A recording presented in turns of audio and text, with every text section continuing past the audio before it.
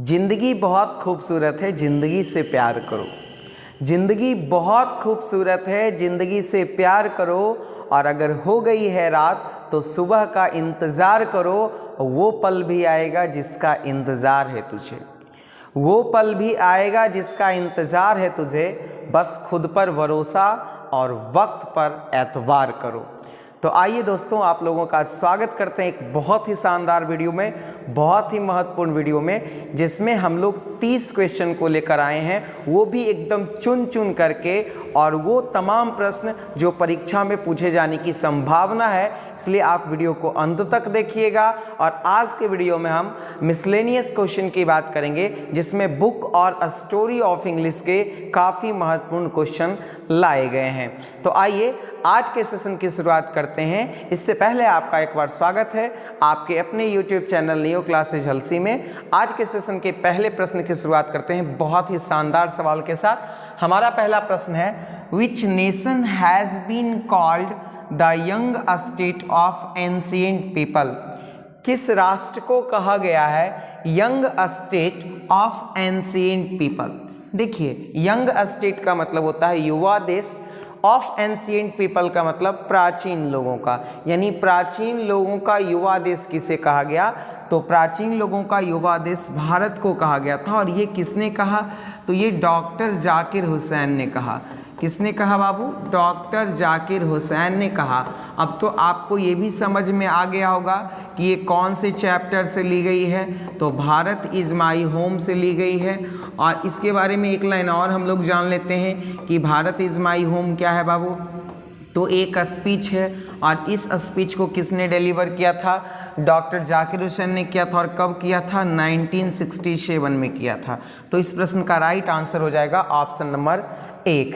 इस वीडियो को आप देखते रहिए और लाइक ज़रूर कीजिए, क्योंकि इसमें बहुत सारी इंपॉर्टेंट जानकारी हम आपके लिए लेकर आए हैं। और मैं आपको भरोसा दिलाता हूं कि अगर आप इस वीडियो को पूरा देखेंगे तो 10 से 15 नंबर का आपको ज़रूर फ़ायदा मिलेगा। तो आइए दूसरे प्रश्न की तरफ चलते हैं। Dash are careful not to antagonize. Antagonize का मतलब क्या होता है बाबू? आलोचना करना। क्या होता है? आलोचना करना या विरोध करना कह सकते हो, या विरोध करना। अब कौन जो है, प्रेस मतलब आप लोग जानते रहे हैं कि मीडिया होता है। अब यहाँ पे कौन जो है वह मीडिया को एंटागोनाइज करने की कोशिश नहीं करते हैं। तो जाहिर सी बात है कि पॉलिटिशियंस जो है वह मीडिया को एंटागोनाइज करने की कोशिश नहीं करते हैं, क्योंकि मीडिया जो है वह मेक और ब्रेक रेपुटेशन, मेक और ब्रेक रेपुटेशन। तो मीडिया जो है वह किसी के रेपुटेशन को बना सकता है और किसी के रेपुटेशन को बिगाड़ सकता है। इसलिए जनरली जो पॉलिटिशियंस होते हैं वो कोशिश करते हैं कि हम मीडिया के नज़रों में ना आएँ और मीडिया की आलोचना ना करें, वरना हमारा सारा खेल क्या हो सकता है? बिगड़ सकता है। चलते हम लोग अगले प्रश्न की तरफ। O how feeble is man's power. ये जो लाइन है ये बहुत ही ज़्यादा इम्पॉर्टेंट है बाबू, और कई बार परीक्षा में पूछे गए हैं। ये लाइन कहाँ से लिया गया? Is taken from. तो ये लाइन जो है वह एन एपिटैफ पोएम से लिया गया है। कहाँ से लिया गया बाबू? एन एपिटैफ पोएम से लिया गया है। और इसके जो लेखक हैं वो हैं वॉल्टर डी ला मेयर। कौन है बाबू? Walter de la Mare. और इन्हें चिल्ड्रेंस पोएट कहा जाता है। क्या कहा जाता है बाबू? Childrens poet. यह भी काफ़ी इम्पॉर्टेंट सवाल बन जाता है। तो चलते हैं हम लोग अगले प्रश्न की तरफ। Today dash English is recognised as a world language. हमें पता है कि इंग्लिश एक वर्ल्ड लैंग्वेज है, ये पता है, विश्व में सबसे ज़्यादा बोली जाने वाली भाषा में से। अब यहाँ पर देखते हैं क्या है कि today dash English is recognised as world language. किस इंग्लिश को जो है वह वर्ल्ड लैंग्वेज के रूप में जाना जाता है? तो ये हमारा है स्कैंडिनेवियन। स्कैंडिनेवियन इंग्लिश को जो है वह वर्ल्ड लैंग्वेज के रूप में रिकॉग्निशन मिली है। ये बहुत ही महत्वपूर्ण सवाल है। तो इस प्रश्न का जो राइट आंसर हो जाएगा वो क्या हो जाएगा? ऑप्शन नंबर सी हो जाएगा। ये स्टोरी ऑफ इंग्लिश का क्वेश्चन है, और मैं स्टोरी ऑफ इंग्लिश का एक सेपरेट वीडियो लाऊंगा जो बहुत ही ज़्यादा इंपॉर्टेंट रहेगा। चलते हम लोग अगले प्रश्न की तरफ। रविंद्रनाथ टैगोर रोट। रविंद्रनाथ टैगोर ने कौन सी पुस्तक लिखी है? बहुत ही ज़्यादा इम्पॉर्टेंट सवाल है। तो इन्होंने गीतांजलि लिखी है और बहुत ही ज़्यादा इम्पॉर्टेंट प्रश्न है। मैं जल्दी ही आपके लिए एक बहुत ही स्पेशल वीडियो लेकर आऊँगा जिसमें हम लोग बुक और ऑथर के बहुत ही महत्वपूर्ण कलेक्शन लेकर आएंगे और ये बहुत ही ज़्यादा महत्वपूर्ण रहेगा आपके एग्जामिनेशन के लिए। सावित्री के लेखक जो है वो कौन है? अरविंदो हैं, है ना। और यहाँ पर हार्प ऑफ इंडिया के लेखक हेनरी डेरोजियो हैं। कौन है बाबू? Henry Derozio. अब यहाँ पर देखिए क्या है, मैकबेथ के लेखक जो है वह विलियम शेक्सपियर हैं, है ना। कौन है बाबू? William Shakespeare. तो इन्हें याद रखिएगा, ये सब सारे के सारे काफ़ी इंपॉर्टेंट बुक्स हैं, खासकर मैकबेथ तो कई बार पूछे गए हैं। अगले प्रश्न की तरफ चलते हैं। मनोहर मालगांवकर इज डैश राइटर। मनोहर मालगांवकर एक इंडियन राइटर हैं और ऐसा माना जाता है कि ये एंग्लो इंडियन राइटर हैं। क्या है बाबू? एंग्लो इंडियन राइटर हैं मनोहर मालगांवकर। और इन्होंने आपके बुक में जो रचना करी वो अ पिंच ऑफ स्नफ। क्या करी बाबू? A pinch of snuff. और अ पिंच ऑफ स्नफ एक शॉर्ट स्टोरी है। क्या है बाबू? एक शॉर्ट स्टोरी है। और इसी के जो चीफ कैरेक्टर होते हैं वो कौन होते हैं? नानू काका होते हैं। तो ये सारे के सारे सवाल काफ़ी महत्वपूर्ण हैं। अगले प्रश्न की तरफ चलते हैं। Who road arms and the man. बहुत ही ज़्यादा इम्पॉर्टेंट क्वेश्चन है कि आर्म्स एंड द मैन किसने लिखा? तो Arms and the Man George Bernard Shaw यानी जीवी शॉ ने लिखा है ना। ये बहुत ही ज़्यादा इम्पॉर्टेंट है। अगले प्रश्न की तरफ चलते हैं। Who composed leaves of grass. काफ़ी इंपॉर्टेंट क्वेश्चन है बाबू। मैंने पहले भी अपने वीडियो में इस प्रश्न को डिस्कस किया है कि लीव्स ऑफ ग्रास जो है वह वॉल्ट विटमिन की रचना है। किन की रचना है बाबू? वॉल्ट विटमिन की रचना है, यानी ऑप्शन नंबर सी बिल्कुल सही जवाब है। और वॉल्ट विटमिन अमेरिका से बिलोंग करते हैं। कहाँ से बिलोंग करते हैं बाबू? अमेरिका से बिलोंग करते हैं। और इनकी एक बहुत ही महत्वपूर्ण रचना है ड्रम टैप्स। ये भी इनकी बहुत महत्वपूर्ण रचना है, इसलिए आप इसे ज़रूर याद रखेंगे। ये कई बार एग्जामिनेशन में पूछा भी गया है। अगले प्रश्न की तरफ चलते हैं। Snake were seen among dash in my grandmother's house. My grandmother's house जो है वह एक ऑटोबायोग्राफिकल पोएम है। क्या है बाबू? ऑटोबायोग्राफिकल पोएम है। और ये पोएम में ये बता रही हैं लेखिका कि सांप अब विचरण कर रहे हैं, घूम रहे हैं। कहाँ? तो किताबों के बीच में, बुक्स के बीच में। तो यहाँ पे जो राइट आंसर हो जाएगा वो क्या हो जाएगा? बुक्स। ये बहुत ही ज़्यादा इंपॉर्टेंट क्वेश्चन है एग्जामिनेशन पॉइंट ऑफ व्यू से। अगले प्रश्न की तरफ चलते हैं। The Anglo sections used dash languages. Anglo sections जो है वह एक जनजाति थे और ये एक ट्राइब थे और ये किस तरह की भाषा का इस्तेमाल करते थे?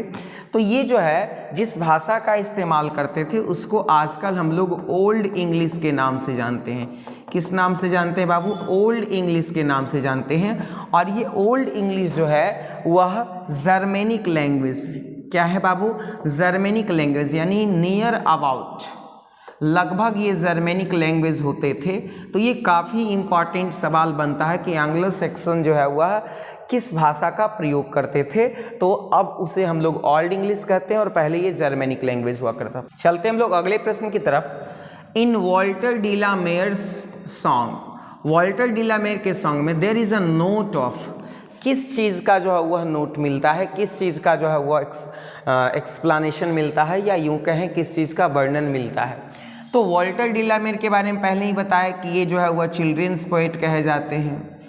और यहाँ पे इन्होंने जो रचना लिखी है वो रचना का नाम है एन एपिटैफ। और एन एपिटैफ में उन्होंने मेलनचली की बात की है। मेलनचली का मतलब देखिए क्या है? निराशा या उदासी की बात करी है। किसकी बात करी है? निराशा या उदासी की। और इनकी जितनी भी रचनाएं होती है सबके बैकग्राउंड में मेलनचली मिलती है। अगले प्रश्न की तरफ चलते हैं। He had the look of a being simple hearted man as well as simple minded man. देखिए यहाँ पे एक बहुत ही महत्वपूर्ण कंसेप्ट है कि उसका जो लुक था वह एक सिंपल हार्टेड मैन का था, साथ ही साथ एक सिंपल माइंडेड मैन का था। तो सिंपल हार्टेड और सिंपल माइंडेड ये दोनों शब्द किसके लिए आए हैं? तो ये दोनों शब्द बेंजय के लिए आए हैं। किसके लिए आए हैं बाबू? बेंजय। और बेंजे किस चैप्टर का चीफ कैरेक्टर है? तो ये द अर्थ चैप्टर का चीफ कैरेक्टर है। किसका? द अर्थ का चीफ कैरेक्टर है। और इसके जो फादर रहते हैं उनका नाम रहता है क्या? जॉनसन। क्या रहता है बाबू? जॉनसन। और जॉनसन क्या होते हैं? एक टीनेंट फार्मर होते हैं। क्या होते हैं? टीनेंट फार्मर होते हैं। तो इस तरह से ये सारी जानकारी आप याद रखेंगे, बहुत ही इंपॉर्टेंट सवाल है। अगले प्रश्न की तरफ चलते हैं। Pearl S Buck is the writer of books like. Pearl S Buck जो है वह किस पुस्तिका की लेखक हैं? तो यहाँ पर देख लेते हैं कि पर्ल एस बुक जो है वह कम माई बिलव्ड, कम माई बिलव्ड पुस्तक के लेखक हैं। यहाँ पे इसका राइट आंसर हो जाएगा कम माई बिलव्ड। बात कर लेते हैं वेस्टलैंड की, तो वेस्टलैंड के लेखक टी.एस. इलियट हैं। टी.एस. इलियट बहुत ही ज़्यादा इंपॉर्टेंट बुक है, इसलिए आप इसे याद रखेंगे।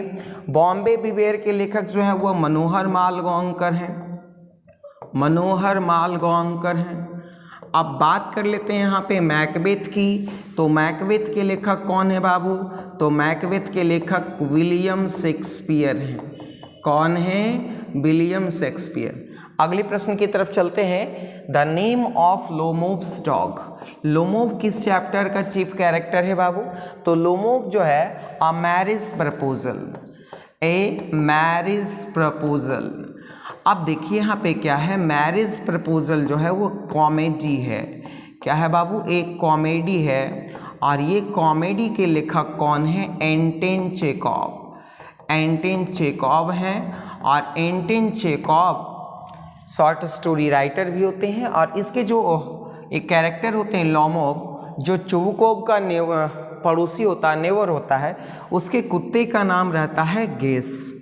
क्या नाम रहता है बाबू? गेस। यह भी एक बहुत ही ज़्यादा इंपॉर्टेंट सवाल है। अगले प्रश्न की तरफ चलते हैं। Nanu Kaka stood in the doorway of a dash class carriage. Nanu Kaka कहाँ जा रहे होते हैं? दिल्ली जा रहे होते हैं। और दिल्ली क्यों जा रहे होते हैं? टू सी सम मिनिस्टर, कुछ मंत्री से मिलने जा रहे होते हैं। बात कर लेते हैं यहाँ पे ये किस चैप्टर की बात करी गई है? तो अ पिंच ऑफ स्नफ की बात करी गई है। उसी से यहाँ पे सारा का सारा चीज़ लिया गया है। तो नानू काका जो है वह सेकेंड क्लास कैरेज के डोरवे पे, गेटवे पे खड़ा थे। तो यह भी इंपॉर्टेंट सवाल है। अगले प्रश्न की तरफ चलते हैं। The language of old English books different because of its. देखिए जो ओल्ड इंग्लिश बुक्स थे उसका लैंग्वेज बिल्कुल अलग था, बिल्कुल डिफरेंट था। इसका क्या रीज़न था? तो इसका रीज़न ये था कि उसकी जो स्पेलिंग होती थी वो काफ़ी टफ होती थी। और उसमें वोकैब जो है वह काफ़ी टफ होता था। और साथ ही साथ उसमें ग्रामर का भी क्या था? अभाव था। तो यहाँ पे ग्रामर और वोकैबलरी के अभाव के कारण, स्पेलिंग, वोकैबलरी एंड ग्रामर, इसके अभाव के कारण जो है वह ओल्ड इंग्लिश बुक जो है वह बिल्कुल क्या होता था? डिफरेंट होता था। तो ये काफ़ी इंपॉर्टेंट सवाल है। और मैंने आपको पहले भी कहा कि स्टोरी ऑफ इंग्लिश का एक सेपरेट वीडियो आपके लिए जल्द ला रहा हूँ। अगले प्रश्न की तरफ चलते हैं। द रोमांटिक रिवाइवल बहुत ही ज़्यादा इंपॉर्टेंट क्वेश्चन है, कई एक बार पूछा गया है। तो रोमांटिक रिवाइवल जो है वह विलियम वर्ड्सवर्थ से रिलेटेड है। किन से रिलेटेड है बाबू? विलियम वर्ड्सवर्थ से रिलेटेड है। और विलियम वर्ड्सवर्थ को रोमांटिक पोइट भी हम लोग कहते हैं। विलियम वर्ड्सवर्थ को क्या कहते हैं? रोमांटिक पोइट भी कहते हैं। तो यानी right answer option number D. चलते हम लोग अगले प्रश्न की तरफ। हमारा प्रश्न है my tongue every dash of my blood from this soil this air. मेरा शरीर का हर कतरा इसी मिट्टी से, इसी हवा से दिया गया है। तो यहाँ पर जो राइट आंसर हो जाएगा वो क्या हो जाएगा? Atom. Every atom of my blood, यानी ऑप्शन नंबर 1। चलते हम लोग अगले प्रश्न की तरफ। हमारा प्रश्न है English is used as a second language in. English जो है वह सेकेंड लैंग्वेज के रूप में किस देश में यूज किया जाता है? तो बात कर लेते हैं अमेरिका, ब्रिटेन, ऑस्ट्रेलिया, इन सबों में जो है वह मेन जो लैंग्वेज है वो क्या है बाबू? इंग्लिश है। यहाँ इंग्लिश बोली जाती है, सारे काम यहाँ इंग्लिश में होते हैं। तो यहाँ पे इंग्लिश फर्स्ट लैंग्वेज है। लेकिन बात कर लेते हैं इंडिया की, तो हमारे इंडिया में अभी भी इंग्लिश सेकेंड लैंग्वेज के तौर पे इस्तेमाल किया जाता है। अगले प्रश्न की तरफ चलते हैं। Bertrand Russell was a British. Bertrand Russell एक ब्रिटिश फिलोसफर हैं और एक मैथमेटिशियन भी हैं। क्या है बाबू? मैथमेटिशियन भी हैं और इनके बारे में हमको पता है कि 1950 में 1950 में इनको लिटरेचर में नोबेल प्राइज़ मिला है। क्या मिला है बाबू? Nobel prize. तो ये भी बहुत ही ज़्यादा महत्वपूर्ण क्वेश्चन बन जाता है। अगले प्रश्न की तरफ चलते हैं। The next day teacher gave सेवई's confiscated god to an old porter who worked in the school is a line। देखिए यहाँ पे क्या है, सेवई किस चैप्टर का चीफ कैरेक्टर है बाबू? तो द आर्टिस्ट का। किसका है? द आर्टिस्ट का। तो कहा जा रहा है कि अगले दिन शिक्षक ने सेवई से जो गॉड जब्त किया था उसने एक ओल्ड पॉटर को दे दिया था जो स्कूल में ही काम करती थी। तो यहाँ पे ये लाइन जो है वह द आर्टिस्ट चैप्टर से लिया गया है। एक शॉर्ट स्टोरी है और ये शॉर्ट स्टोरी के लेखक कौन है? तो ये शॉर्ट स्टोरी के लेखक हैं सीगा नोया। कौन है बाबू? सीगा नोया। चलते हैं अगले प्रश्न की ओर। The ways of managing child worth in traditional societies are. कहते हैं जो ट्रेडिशनल सोसाइटीज़ हैं उसमें चाइल्ड वर्थ को मैनेज करने का तरीका अलग अलग होता है। तो हम लोग कह सकते हैं कि the ways of managing child worth in traditional societies are many and varied. मतलब अलग अलग तरीके से चाइल्ड वर्थ को मैनेज करने का क्या होता है, उन लोगों में टेंडेंसी होता है। चलते हम लोग अगले प्रश्न की ओर। प्रश्न है free people must see to it that when peace come dash is restored. कहते हैं स्वतंत्र लोग ये सोचते हैं कि जैसे ही शांति आएगी क्या वापस मिल जाएगी। तो देखिए यहाँ पे क्या है कि जैसे ही शांति आएगी फुल फ्रीडम रिस्टोर्ड कर दिया जाएगा। ये जो लाइन है वो how free is the press से लिया गया है। कहाँ से लिया गया बाबू? How free is the press से लिया गया है, जिसमें ये कहा गया है कि भैया इमरजेंसी के टाइम में वार पे हम लोग सेंसरशिप इम्पोज कर देते हैं, लेकिन जैसे ही हम लोगों का शांति आता है तो फ्रीडम को जो है वह सारे तरीके से उपलब्ध करा दिया जाता है प्रेस को। यानी राइट आंसर ऑप्शन डी। चलते हम लोग अगले प्रश्न की तरफ। I am thankful to the west for many of thing I have learn from western literature. Gandhi ji कहते हैं कि मुझे पश्चिमी देशों को धन्यवाद देना चाहते हैं क्योंकि मैं पश्चिमी देशों के साहित्य से बहुत कुछ सीखा है। तो ये लाइन जो है वह गांधी जी के एसे इंडियन सिविलाइजेशन एंड कल्चर से लिया गया है।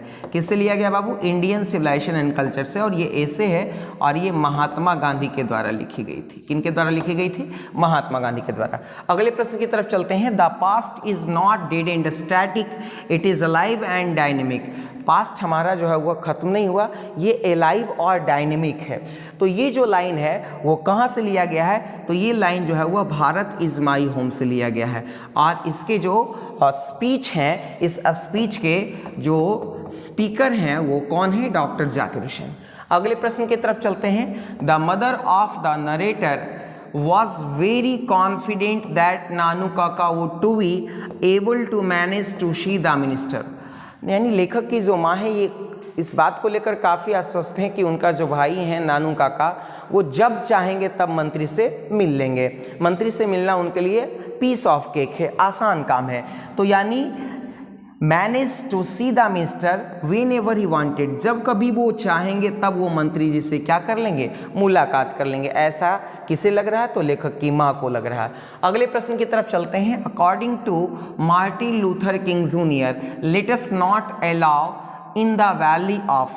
देखिए यहाँ पे क्या कहते हैं कि Martin Luther King Junior I have a dream में कह रहे होते हैं, जो कि एक स्पीच है कि late us not allow in the valley of despair. मतलब ये जो डिस्पेयर का मतलब क्या होता है? भेदभाव। डिस्पेयर का मतलब क्या होता है? भेदभाव, ऊंच नीच। कहते हैं कि हम लोग इस ऊंच नीच और भेदभाव वाली खाई में नहीं रह सकते, नहीं जी सकते। यानी राइट आंसर डिस्पेयर होगा। अगले प्रश्न की तरफ चलते हैं। When the poet saw the snake it was a very dash day. लेखक ने जब सांप देखा तो वो कैसा दिन था? तो गर्मी का दिन था और लेखक जो है वह पानी लाने गए तो सांप भी वहाँ अर्धवाल से आया हुआ था। लेखक पैजामा पहन के पानी लाने गए थे। तो यहाँ पे निश्चित रूप से एक हॉट डे था, गर्मी का दिन था। ऑप्शन डी बिल्कुल सही जवाब है। अगले प्रश्न की तरफ चलें। I celebrate my self and Singh my self and what I assume you shall assume. ये लाइन जो है वह कहाँ से ली गई है? तो ये line song of my self से ली गई है, जिसके लेखक कौन है? तो वॉल्ट विटमैन है। कौन है बाबू? Walt Whitman. अगले प्रश्न की तरफ चलते हैं। Who wrote summer in Kolkata. Summer in Kolkata जो है वह कमला दास जी की एक बहुत ही महत्वपूर्ण रचना है, यानी ऑप्शन नंबर ए बिल्कुल सही जवाब है। तो दोस्तों उम्मीद करते हैं कि आज का वीडियो आपके लिए काफ़ी फ़ायदेमंद रहा होगा। तो आप वीडियो को एक बार ज़रूर लाइक कर दीजिए और अपने दोस्तों को शेयर कर दीजिए, और इसी तरह से आप अपने चैनल को प्यार देते रहिए। हमारे चैनल से जुड़ने के लिए और इसको देखने के लिए बहुत बहुत धन्यवाद सभी को।